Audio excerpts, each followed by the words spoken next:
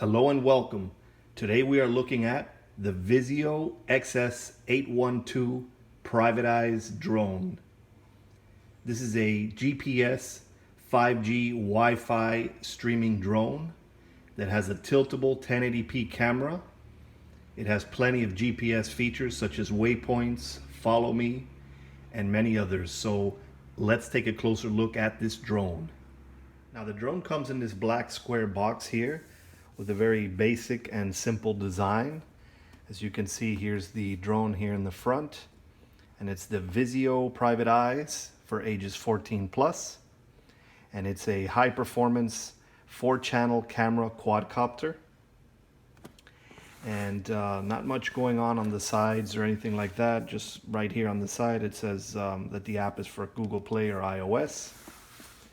Here it says Visuo, and on the back it says Private Eyes once again, and has a listing of all its features such as GPS, 2.4 gigahertz control, 6-axis gyros, 3 speeds, so on and so forth. And here are different variations of the quadcopter, or different models. I believe this comes in a 2 megapixel 720p version and a 5 megapixel 1080p version. And I believe this one is the 1080p version because the output video files are in 1920 by 1080. So I think this is the 5 megapixel 1080p version. And I believe there's a few packages where you can get this with just 1 battery, 2 batteries, or even up to 3 batteries. And this is the single battery package. So now let's open it up and take a look inside here. So here we go. Right away you can see the drone there behind the clear plastic. So let's remove the plastic here. Here is the drone, all folded and compact. Very nice looking there, Visuo, as you can see. Pretty cool. So we'll take a closer look at that. Now underneath this, we have the transmitter and a bag with all the accessories. So here's the transmitter, pretty cool. And here's a little bag with spare propellers, propeller guards, the charger, a screwdriver, and just overall miscellaneous little accessories. And right here is the mobile device clip that you would simply attach here to the back of the transmitter. It has a plastic cover already, but you remove that and just simply attach the mobile device clip. And so now I believe underneath this plastic we have the instruction manuals right here for the GPS quadcopter. So pretty cool package there. So now let's organize all this and take one last look at the contents of the package. Now, taking a last look at the contents of the box, we have the drone itself. It's 3.85 volt 1800 milliamp LiPo battery, spare propellers, propeller guards, a screwdriver, a micro USB charge cable for the battery, the instruction manuals, the transmitter, and the mobile device clip for the transmitter. So that's essentially the contents of the box. Now let's take a closer look at the drone. Now, taking a closer look at the drone, this is a very cool looking drone that highly resembles a DJI Mavic. And it does look very similar to the previous Visuo drones, such as the XS809 and the Battle Sharks and the mini drone and so on and so forth. Same foldable design from Visuo with the gold outlines. And right here in the front you could see its 1080p tiltable camera. As you can see, you can manually tilt it just about 90 degrees prior to takeoff, and unfortunately it's not remote tilting, but you can manually tilt it. And here in the front there are a couple of lights that are like eyes, and there's lights here on the side. So it's a very well lit quadcopter, as you can see here. Very well lit, so very good for orientation or night flying. And down here you could see it's 5G and Wi-Fi antennas. And this is a foldable quadcopter, and you normally want to start out by folding the rear legs to get the optimal fold. So you start out by folding that one, and then that one to align the propellers. If you start out with the front one first and then do the rear one, you'll see that it leaves kind of a gap there. So you definitely have to fold it a certain way to get it highly compact. And this is how it looks when it's all compact. Very nice.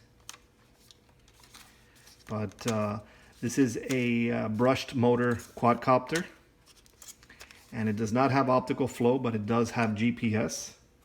And I believe it does have GLONASS, because it definitely grabs satellites very quickly, and even indoors sometimes. So I believe there is a GLONASS compatible GPS antenna in there. And it does have an SD card slot that's kind of embedded here. So this camera portion here is like a camera module. And so to pop it out, you just simply slide it up like this. And you can insert an SD card. As a matter of fact, I have an SD card inserted in there. So pretty cool.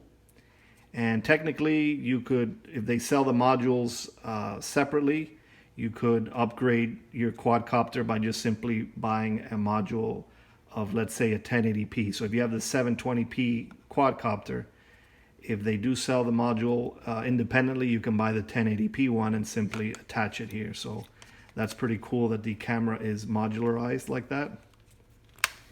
And it saves all the footage onto that SD card. And so it's very smooth, high frame rate footage. And as a matter of fact, you can record without even using the app, as the transmitter has its own dedicated photo and video buttons. So that's pretty cool. On each of the sides here, there's a little plastic cap. And so you would remove that, and you can simply insert the propeller guards that are included. So you can just remove those or keep them on if you want to fly without propeller guards. But the propeller guards don't require any screws or anything. They just simply get snapped into place after removing these end caps here. And it does have good landing legs, so definitely could handle good landings. The battery, it is a 3.85 volt 1800 milliamp LiPo battery. And it simply gets charged with the included micro USB cable. You just simply plug it in here, and then you can charge the battery. It does take a while to charge this battery, perhaps somewhere around 90 to 120 minutes. And it provides the quadcopter with around a 15-minute flight time, which is pretty good. And it does use the previous Battle Shark's battery. So the batteries are exactly the same as the previous Visuo, which was the Battle Sharks, the XS809 Battle Sharks. So you can, if you have one of those, you can definitely use those batteries with this, or vice versa. It's the same exact Visuo battery. And you can charge this with any micro USB cable. The included one has a light, so it indicates while it's being charged. But if you use a micro USB cable that doesn't have a light, you will not have an indication that it's being charged unless you kind of feel the top of it, or the top of the micro USB cable, and it should be warm while it's charging. But that's essentially it there. And now let's take a closer look at the transmitter. Now, taking a closer look at the transmitter, this is a large yet comfortable transmitter, and it does take 4 AA batteries, as you can see here in the back, 4 AA's. and there is a small screw that holds the lid into place. Also, while we're here in the back, there's a plastic piece right here that you would simply remove, and then you can install this mobile device clip or mount by simply sliding it in like this. And then at that point you can insert the mobile device, and there's enough room here for a fairly large mobile device or cell phone, but definitely not a tablet. And now moving on to the controls, we have our left throttle stick and right rudder stick. We have our on-off switch. We have our dedicated photo button, our dedicated video button, and then all these buttons here on the side are simply directional trims. And then right here we have our emergency stop or shut off button. We have our headless mode button, our return to home button, and our GPS compass calibration button. And then right here at the top we have our speed or rates button, where we have 3 rates of speed denoted by number of beeps, 1 to 3 beeps, which are low, medium, and high. And then right here we have our orbiting button, where you would press that and then move the quadcopter either to the left or right a bit, and it will start an orbit, circular orbit. And this is a pretty comfortable controller that provides the quadcopter with around a 200 to 300 meter range. This transmitter does beep either when the quadcopter gets out of range or when it's at low voltage or LVC condition, and it'll start a series of beeps to let you know, so that's very good.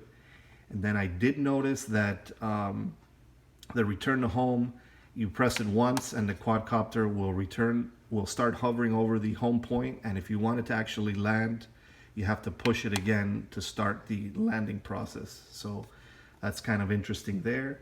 And then of course there's no flip buttons because it's a GPS quadcopter, and there's strangely enough there's no auto takeoff or auto land buttons on the controller. So that's essentially it for the controller. So now let's take a look at the app and at setting up for a first-time flight.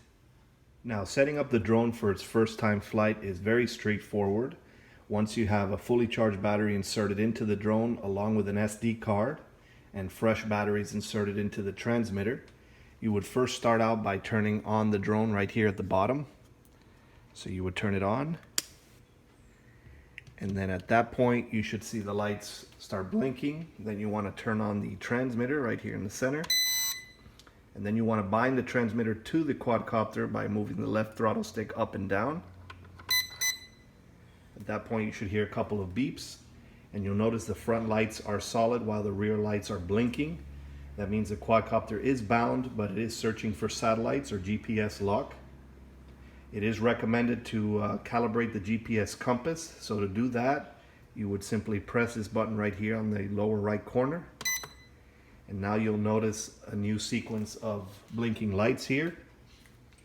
First, you want to rotate about 3 spins on the flat horizontal axis until a couple of the lights go solid. So you just spin it a few times there. Notice how the rear red lights are solid, but the green ones are blinking. At that point, you want to face the quadcopter up and spin it another 3 times until those lights go solid. Now notice how those lights are solid, but the rear lights are blinking. That means that the GPS compass calibration is complete, and now it's just simply searching for satellites. Also, it's recommended to calibrate the gyros. So make sure that the quadcopter is flat on the ground level without moving. And then you would simply move both sticks down and to the right, like so. And notice how it has rapid blinks and then stops. So now your GPS compass is calibrated, your gyros are calibrated, and now it's just simply searching for satellites. If you want to start the motors in idle to take off, you would simply move both sticks down and towards the center, and that will start the motors in idle. And then at that point you could increase the altitude with the left throttle stick and you can take off. So now let's connect to the drone using the app, and let's take a closer look at the app. So once in your mobile device's Wi-Fi settings, you want to search for this entry right here, Wi-Fi 1080p GPS. Now, if you have the 720p model of this, it may say Wi-Fi 720p, but in this case it says Wi-Fi 1080p, so you want to connect to that. And initially there is no default Wi-Fi password or anything like that, so you would just simply connect to that, and then you would launch this app right here, which is XSW GPS, XSW GPS with the blue icon. And that's in both the iOS and Android app stores. So you would just simply launch that.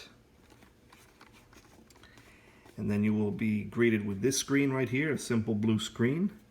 And then you want to start out by pushing this center icon right there.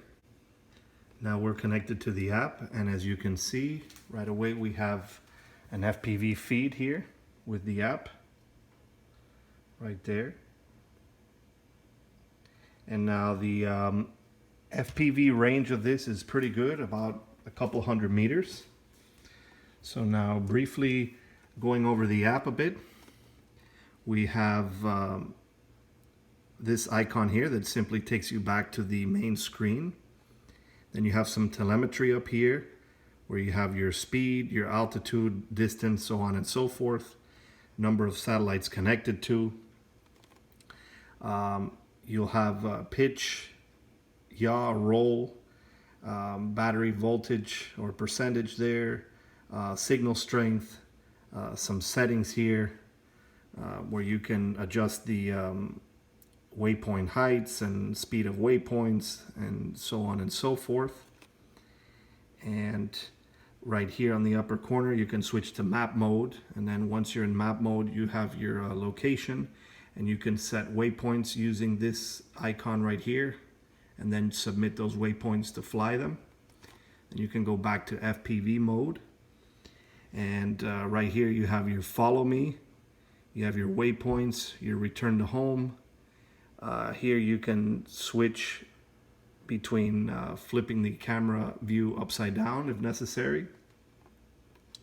Here we have VR mode, so it splits the screen, so you can put these in mobile device VR goggles. And then here you can take a picture, here you can take video, and here you can view your photo gallery. So very straightforward controls there. And that's essentially it for the app. Now, this is a smooth flyer, very fast and precise, and locks on the GPS very well. It has a SD card slot, so it records very smooth footage, has a good camera. One thing about the recording of video or taking pictures is that right here, for instance, if I take a video, notice how it beeped, and it is recording, but there's no indication on the quadcopter, there's no blinks or anything letting you know that you're recording, or nothing on the transmitter. And then if you press it again, that'll stop it. And the same with the picture. You'll hear a sound, but there'll be no flashing lights on the quadcopter. So, I mean, the app will let you know that you're recording or taking a video, but if you're just flying with the transmitter, there's really no other indicator aside from the single beep. So that's just one little detail there, but aside from that, it is a smooth flyer. It has a pretty good range, good GPS, and good flight characteristics. So now let's take it for a flight and see how she performs.